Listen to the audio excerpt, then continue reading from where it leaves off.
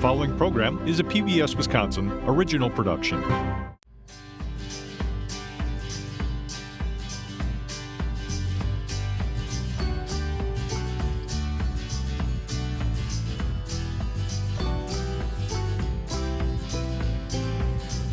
Hey girls. Hi babies. Welcome to the farm. Summertime is all about preserving the season, and that's what I plan on doing today. Cousin Cece's coming over and we're gonna be making some jam. For the ingredients, I'm heading out to Hilltop Community Farm to get some currants. And then it's off to Sacred Blossom Farm for some tea. And finally, I'll end up at Mary Dirtyface Farm and see what's growing in their orchard. Gather with us around the farm table. I'm your host, Inga Witcher.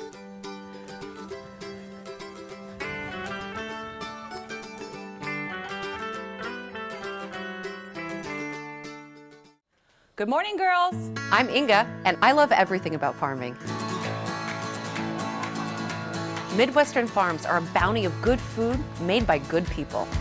I love being able to travel to search out good ingredients. Cooking is all about what's seasonal, what's fresh. Every day can be filled with good food, good friends, and a beautiful herd of cows. Welcome to the farm. Good girl. Around the Farm Table is funded in part by Wisconsin Farmers Union, united to grow family agriculture, Heartland Credit Union, Focus Fund for Wisconsin Programming, and Friends of Wisconsin Public Television. Summer is all about preserving the season. We have such a short summer here in Wisconsin that I like to do everything I can to make sure that I can have those wonderful flavors of summer during the wintertime. Especially being a farmer, I'm constantly thinking about collecting what we can during the summer for the winter. And elderflowers are one of those things that I really loved getting in the summertime. In late spring, early summer, you can find elderflowers out in your pasture alongside the road, and they're beautiful, delicate flowers. And when I pick them, I want to pick them after the dew's off, so later on in the morning, maybe before lunchtime, I'll pick all my elderflowers, and then I'll just put them in my basket. And later on, I'm going to turn them into a cordial. A cordial is a beautiful, syrupy, sugary, elderflowery flavor that I can add to sparkling water or top off on champagne. If you've ever had Saint Germain, it's basically elderflower cordial. So remember to look out for the elderflowers, and then also leave some elderflowers on the bush, and then you'll be rewarded with elderberries later on. Speaking of berries, I'm excited to head down to Hilltop Community Farm and visit with my friend Erin to see what she's growing in her orchard. Let's have a look. Just outside of Laval sits Hilltop Community Farm, a small-scale, diversified farm growing wedding flowers, vegetables, and some unique varieties of fruit. I first visited Hilltop 7 years ago, and I met Erin and her husband Rob when they were first developing their orchard. I was excited to come back and see how things have grown. Hey, Erin. Hi, Inga. Welcome. Thank you. Good to see you. Yeah, welcome to the potatoes. It's been years it's been almost 7 years since I've been here. Oh, welcome back. It looks even more beautiful than the last time. Can we take another little tour just Oh my so I God, can we'd see how love to things are show growing you up? around. Okay. Yeah. Yeah, so we are like right outside of Laval, Wisconsin, and it's right on the eastern edge of the Driftless region. So about the last glaciation missed this area. So we have a lot more like rolling hills, a lot more rivers instead of lakes, and the soils are older. It's pretty cool. As you continue north up back toward your place, you'll drop down into old Glacial Lake, Wisconsin lake bed. So it's really, really, we love it here, but old soils, sloping lands. We have about just under 60 acres, and so you're looking right back here at prairie, so native prairie. Wow. About 24 acres, and we used to rent this out to a neighbor, and it was a corn soy rotation. And we just heard about the Conservation Reserve Program and just kind of made sense to transition that to prairie habitat because of just slope. And I think especially now with like more intense and frequent rains, like the more we can keep, the soil covered continuously, I think the better off we are, especially on sloping lands. And so perennials have been a really good fit for us. I think it's been really fun to just try to experiment with what works well for us, what we have time and energy for, and also what works well for the landscape. After seeing the beauty of the restored prairie, Erin took me down to her orchard to show me how she's growing her fruit in guilds. A guild is a way to create a mini ecosystem of plants that are known to grow well together. So Erin, is this one of your famous guilds? Is that what you call them? We call them guilds. So a plant guild is sort of finding plants that grow well together in combination, and they create networks of mutual support. So you look around here and, it's not really linear. You think you have your kind of overstory, which is this apple tree. So it's providing a little shade. If you've got a cool spot, currents like a little shade and wet. So then you kind of think about in layers and function. Well, it looks like if you're out in a forest, this is what it looks like when I'm walking through the trees, all these different plants growing together. Yes, and thank you for reminding me of that. Sometimes I take for granted because I'm living and breathing currents right now, but it really is. We get inspiration from like the structure and function of a forest, and we just translate that into growing perennials and fruit. Can we go taste some of these currants and Yes. just Oh my see some of the different varieties? Yes. Oh, wow, pretty. Yeah, and they just draw you right in, right? Like, They do. how red can you get? So Yeah. let's try to find, do you see one that's nice and red almost consistently? Here. Yeah, help yourself. So what do you think? How would you describe that? It's a little tart, but it's delicious. It's nice, it's light. What's your favorite way to preserve these? I'm thinking about making like a nice little jam or something. I'm preserving this season. I'm trying to get all my canning and everything done in such a short time. Yes. Well, so we like just making a jam. We've also really gotten into doing some juicing, especially the black currants. They're kind of more like a blueberry habit, where they're, instead of being on these grape-like clusters, it's called a strig, they'll be just kind of separate. But black currants especially, you want to go for ones that are fully black all the way around. And how would you describe that? This one's it's so like earthy almost. These are like little black pearls, and how can you not want to eat little black pearls? It's just so much fun. I love that passion you have and the excitement. I think I'm part plant sometimes. Well, I don't know. I was hoping I could get some currants from you today if you've got some. Oh yeah, we've got available. we've got a few in the cooler. We could show you around like what happens after we pick these and wash them, and when they're ready to go out. All right. I really like the black ones. They're delicious. Mm-hmm.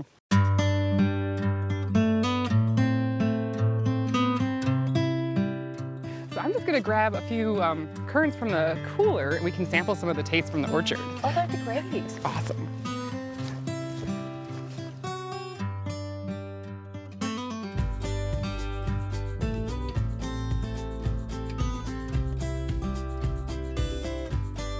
So this is my favorite part of the farm because I get to eat it. And so I have right here is black and white currant fool, where I just kind of cooked the currants down. I added some honey from our bees for the sweetness. Can I help myself to a little? Oh my Is that gosh, okay? please do. Here, I brought I'm some gonna give you a bowls out plate. for you. We do have some fresh mint, and it's just my favorite way to enjoy. Like, This recipe is so easy, and I think that's what is good for people to know is that when you're cooking with really great ingredients, you don't need to do a whole lot to them, and things don't have to be complicated.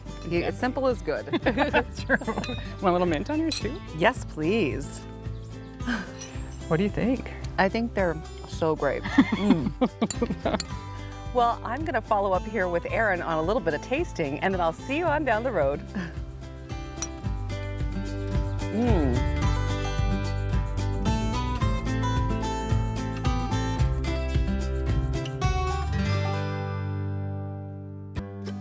Next, I traveled to a small farm outside of Mondovi to meet with Tony.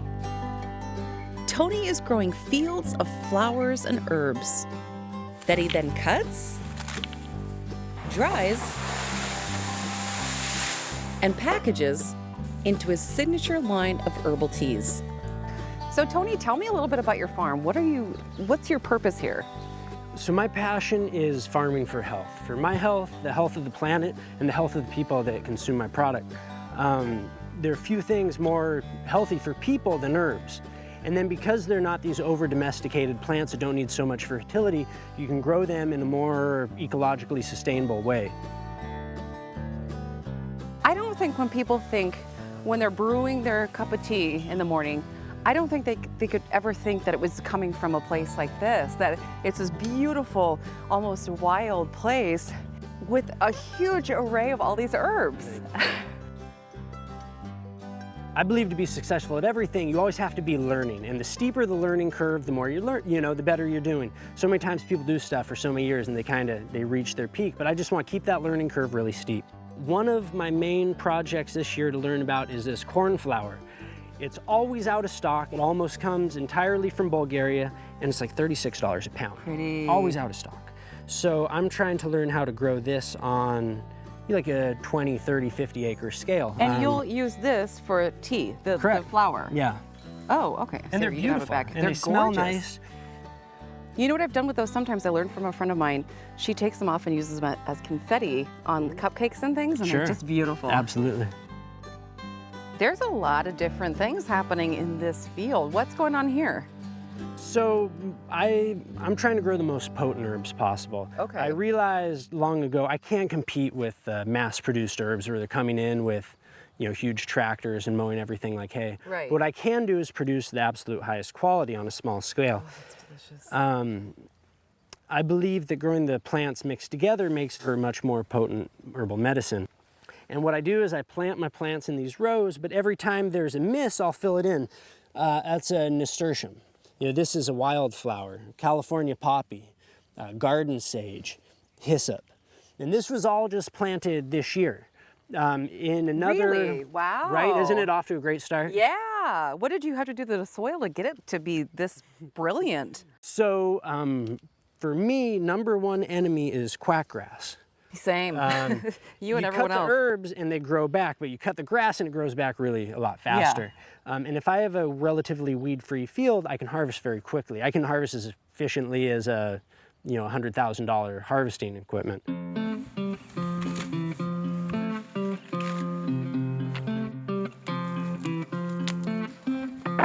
When is the right time to be picking herbs for tea? Ooh, depends who you ask. What I go off of, especially being on a small scale, is I smell the plants. All the time I'll go, okay, this plant, it looks like it's in this right stage of growth.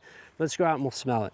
And I'll say, oh yes, that's 100%. Or I'll smell it and I'll go, ooh, that's not quite 100%. And by being on a small scale like this, I can actually do this section of the field's ready to go, that section of the field's not. And if you've got a bunch of people working for you or big equipment, you can't do it. It's only when the person cutting really knows what they're looking for you can do that. I love this scale of agriculture. This is, I just love that connection that, that folks like, I'm kind of the same scale that we have with having that control over your product. Absolutely.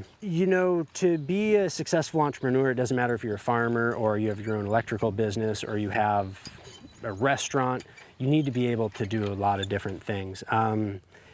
And why I chose this is because I love working with the plants. It's endlessly interesting. I've learned so much in my 10 years of doing this, but give me like another 20, 30 years, and then I'll probably feel like I start to know. Isn't that fun having your own farm? You get to experiment. It's a never-ending learning process. It's so neat to see everything that's being put into the tea growing like this instead of just looking at it, even though it's so beautiful in the canister, but seeing it living and alive out here, it's really neat. I really love this. There's nothing in the whole world I like more than walking around and looking at my fields. So I thought, well, heck, why not make a job out of this? After a colorful tour of these fragrant fields, Tony showed me how he hand harvests one of his prize crops, a potent herb called tulsi, also known as holy basil. This is a perfect example. This tulsi is prime right now. The petals are starting to fall and the bees are covering the plant. And if you smell this right now, that's the thing you're looking for. You can see the petals, you can see this and that, but it's intense, right? It's really intense. It's almost, Has like a cinnamon to it or something. Right. It reminds me of bubblegum almost. I can see that too, yeah. And you're putting in this part into the teas. Yes, you know, when you think of normal basil, you think, well, when it's flowering, it's starting to go bad. And that threw me off with this plant the first couple years. I didn't really understand that the flowers, that is the best part. That is the medicine. That is the form of this plant. This has been such an amazing experience, Tony. I thank you so much for showing me around. I hope I get to come back again and see your Anytime. progress. Well, I'm gonna grab some tea for Tony, and I'll see you guys on down the road.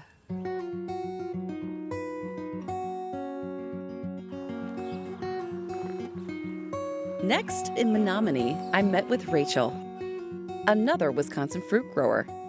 Rachel is bringing berries and currants to life in her organic orchard. Hello, Rachel. Hi, Inga. Okay, nice to see you. Likewise. It feels like I'm walking into the French countryside, into the orchard here. It's just beautiful. Thank you. Thank you. We really like this spot. How long have you guys been here for? We bought this land in 2008. We started planting our orchard in 2009, but at the time we were living in Minneapolis and we had about a 5-year transition. So we moved here full time in 2014. Wow, it must be lovely just to spend your time out here. It is, yeah. So how did you pick this spot? Well, we knew that when we got started, we would keep living in Minneapolis where we both had day jobs for a few years.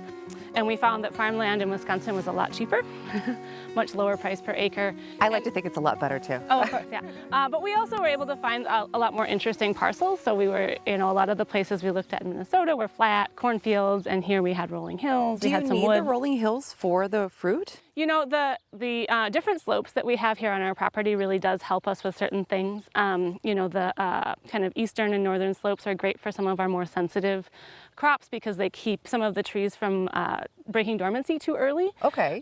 In the spring. And having the nice thing about the slopes is that the air drains, and so in terms of like moisture and cold pockets, they don't really sit on the orchard in the same way that they might in a flat place or if we were in a kind of a lower depression. So what varieties of fruit are you growing here? And like, I'm always surprised. I'm not from Wisconsin, so I'm always surprised that anything can grow here after Yeah. the long winters that we have. But what are you growing here? Yeah, we've tried a lot of things, but our main crops are apples, pears, and plums. Those are our tree fruit crops. And then we grow a lot of berries.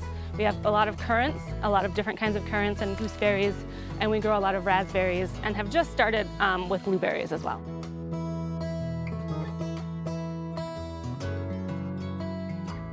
This is really a neat experience to be able to be out here in the orchard, and I would love to see some of the other things that you planted. Yeah, we can go down here and look at the raspberries. They are ripe and ready to pick. Do you have any tips when growing raspberries? Yeah, I have really found that one of the most important things for us to have good quality fruit is to pick every single day. So we pick 7 days a week for about 4 to 5 weeks That's during a lot the of summer work. season. It's a lot of work. It's a lot of picking, and it's exhausting. And I never want to see a raspberry again at the end of July. But it really helps us keep the fruit quality good. We're dealing with a fruit fly pest called spotted wing Drosophila that will get right into the ripe fruit. So keeping ripe fruit off of the plants has been really key to us to stay ahead of that pest and to just be able to stay ahead of any kind of weather problems too. Well, they taste delicious. Thank you, I love them. Could we see some of the currants? Absolutely.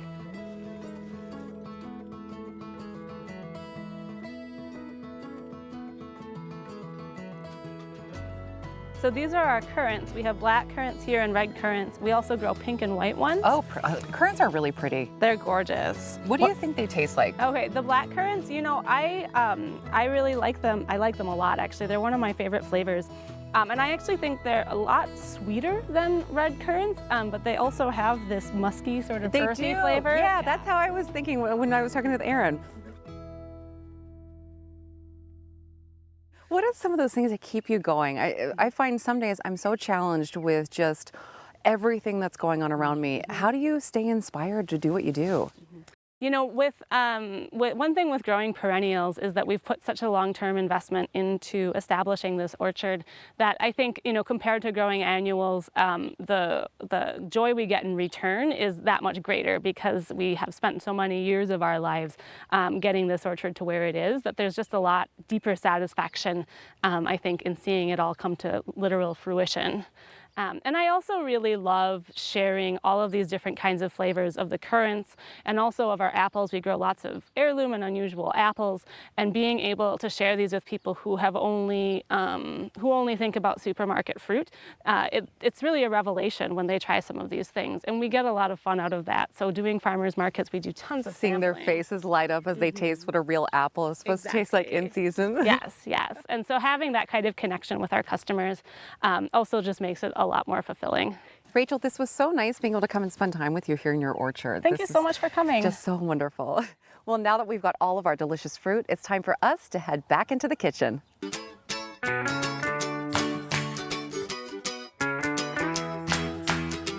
Hey, little lady. I'm so happy to have my cousin Cece here with me in the kitchen. She's kind of the canning queen, and every day is more fun when you have your cousins with you, I think. That's right, it is.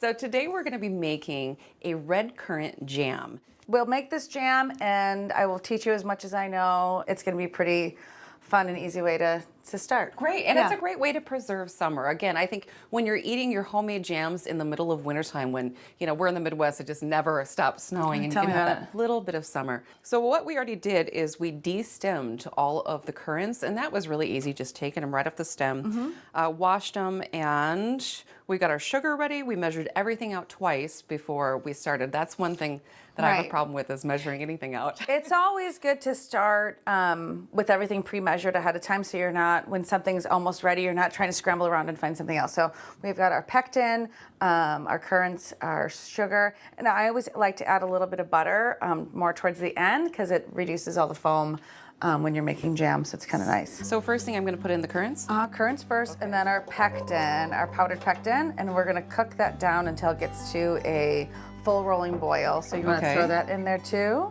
And what does the pectin do? It just firms it up. A lot of times it's in lemon seeds or apple seeds. So it's a It just- natural- it pectin is firms natural. up. Yeah, it firms up your jams really nicely, so they set. You know, you could also add to this if you wanted to, like a little lemon juice if you wanted to, or even other lime fruits, juice or too. orange peel, or you know, anything you really wanted to. You could put raspberries in it for sure. It would be delicious. Strawberries would be great too. Any sort of like red fruit like that, you know.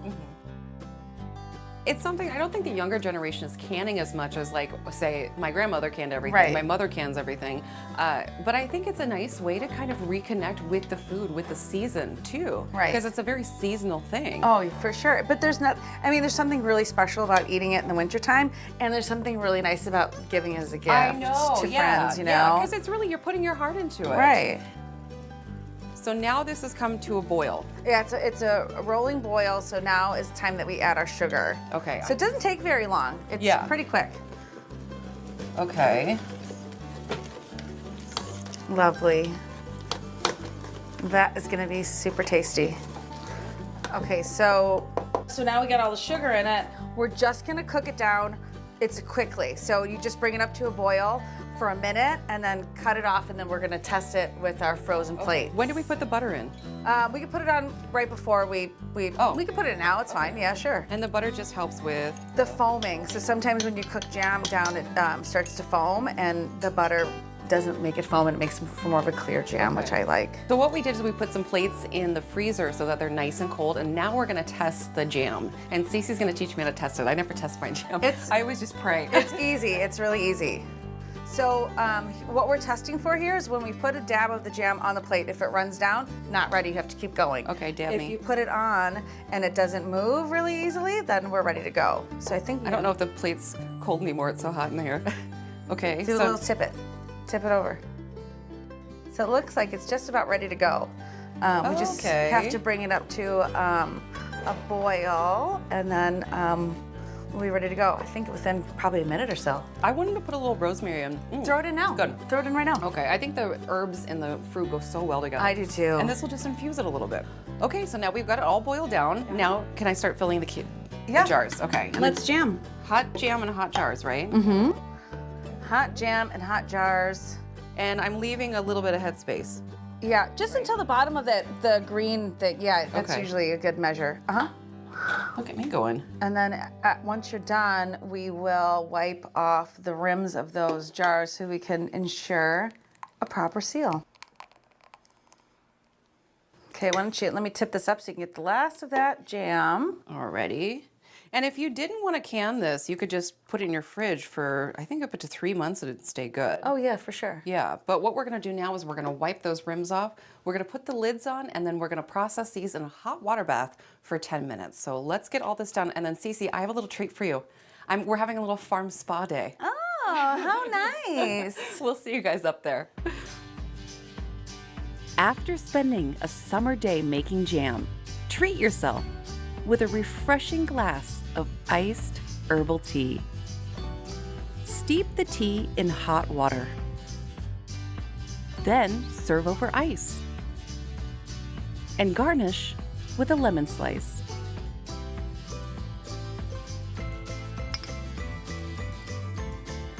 Well, thank you for coming over and doing a little canning with me. Of course.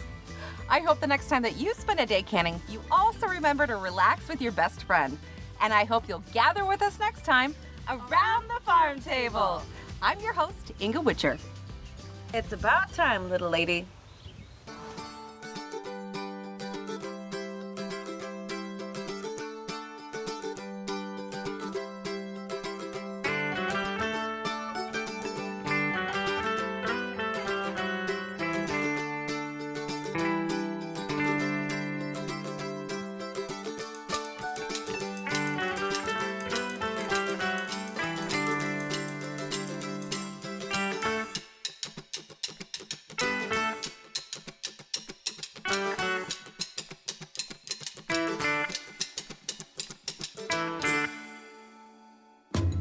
Around the Farm Table is funded in part by Wisconsin Farmers Union, united to grow family agriculture, Heartland Credit Union, Focus Fund for Wisconsin Programming, and Friends of Wisconsin Public Television.